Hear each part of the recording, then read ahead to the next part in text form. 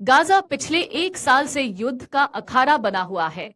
Israel और Hamas की जंग को आज एक साल पूरे हो गए हैं। 7 अक्टूबर 2023 को हमास के अचानक किए गए हमले ने इसराइल को स्तब्ध कर दिया।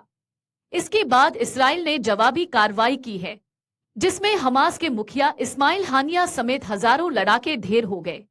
ऐसे में आइए जानते हैं कि इसराइल और हमास पिछले एक साल से कैसे युद्ध लड़ रहे हैं। हमास के पास आखिर कौन से हथियार है जो इसराइल से मुकाबला कर रहा है? क्या इसने खुद की सेना बना रखी है? इसराइल की सैन्य ताकत कितनी है? इसराइल दुनिया के देशों की तुलना में कितना ताकतवर है? आइए जानते हैं विस्तार से सब कुछ। साल 1987 में फलस्तीनी मौलवी शेख अहमद यासीन द्वारा बनाया गया हमास पहली बार 2006 में गाजा की सत्ता में आया। इसके बाद से हमास धीरे धीरे अपनी सैन्य क्षमता बढ़ाने में जुट गया। 2008 तक, जब हमास ने इसराइल के खिलाफ अपना पहला युद्ध शुरू किया, तब उसने एक सैन्य संरचना विकसित कर ली थी। लेबनान में मौजूद सशस्त्र संगठन हिजबुल्लाह के समर्थन से हजारों सदस्यों को प्रशिक्षित किया। उस वक्त हमास अस्थायी रॉकेट लॉन्च कर रहा था। गाजा पर इसराइल के बाद के हमलों में अनुमानित 1200 से 1400 फलस्तीनी मारे गए। तब से हमास ने खुद को अपडेट किया है। 2014 में जब उसने इसराइल के खिलाफ अपना तीसरा युद्ध शुरू किया, तो उसके पास युद्ध क्षमताओं की एक विस्तृत श्रृंखला तैयार हो चुकी थी। इसके रॉकेटों की संख्या और दूरी तय करने की सीमा बढ़ गई थी। इसके साथ ही हमास ने गाजा पट्टी से इसराइल तक की सुरंगें बनाई। इन्हीं सुरंगों के माध्यम से उसने मिस्र से जुटाए हथियारों को इसराइल पर हमले के लिए इस्तेमाल किया। इससे उसके जमीन पर लड़ने वाले सदस्यों की दक्षता बढ़ी, जो 50 दिनों तक लड़ते रहे।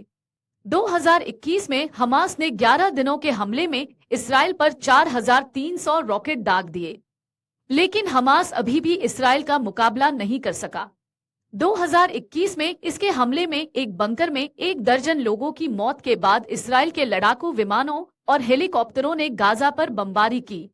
इस हमले में 200 से अधिक लोग मारे गए।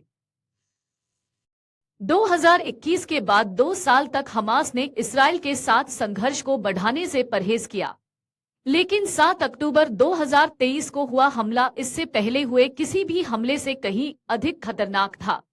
हमास ने इसराइल की सीमा पर लगे सेंसर्स पर हमला किया और उसके सुरक्षा कैमरों को निष्क्रिय कर दिया।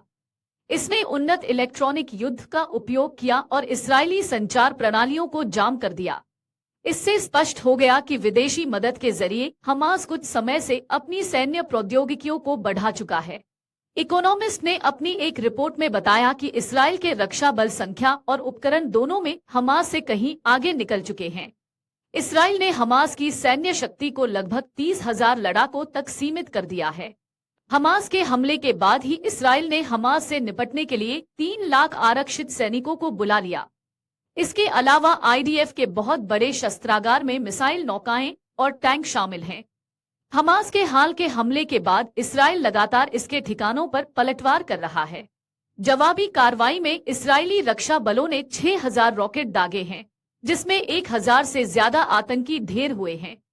लेकिन इस दौरान इसराइल ने अपने 258 सैनिक भी खोए। आईडीएफ ने कहा कि 120 परिवारों को अपहृत रिश्तेदारों के बारे में जानकारी दी गई है। आपको बता दें कि इसराइल का रक्षा बजट 2.02 लाख करोड़ रुपए का है। ग्लोबल फायर पावर के आंकड़ों के अनुसार इसराइल अपने कुल बजट का 12% रक्षा क्षेत्र पर खर्च करता है। यहाँ प्रति व्यक्ति सैन्य व्यय 2,18,000 से ज्यादा रुपए हैं। इसराइल की सेना में कुल सैनिकों की संख्या 6.46 लाख है। इसके सक्रिय सैनिक 1.73 लाख हैं, जबकि 4.65 लाख रिजर्व सैनिक हैं। इसके साथ ही इसराइल में 8,000 अर्धसैनिक बल हैं। इसराइली सेना के जमीनी ताकत की बात करें तो इसके पास 2200 युद्धक टैंक है। इसके पास 56,290 बख्तरबंद वाहन है, जबकि स्वचालित तोप 650 है। 300 की संख्या में इसराइल के पास मल्टीपल लॉन्च रॉकेट सिस्टम है। इसराइली नौसेना के पास 601 सैन्य विमान है। वायु सेना में 126 हेलीकॉप्टर हैं, जबकि अटैक हेलीकॉप्टरों की संख्या 48 है। वायुसेना की परमाणु हथियार की शक्ति 90 से 200 है। इसकी नौसेना के पास 5 सबमरीन, 7 छोटे युद्ध पोत और 45 गश्ती जहाज है।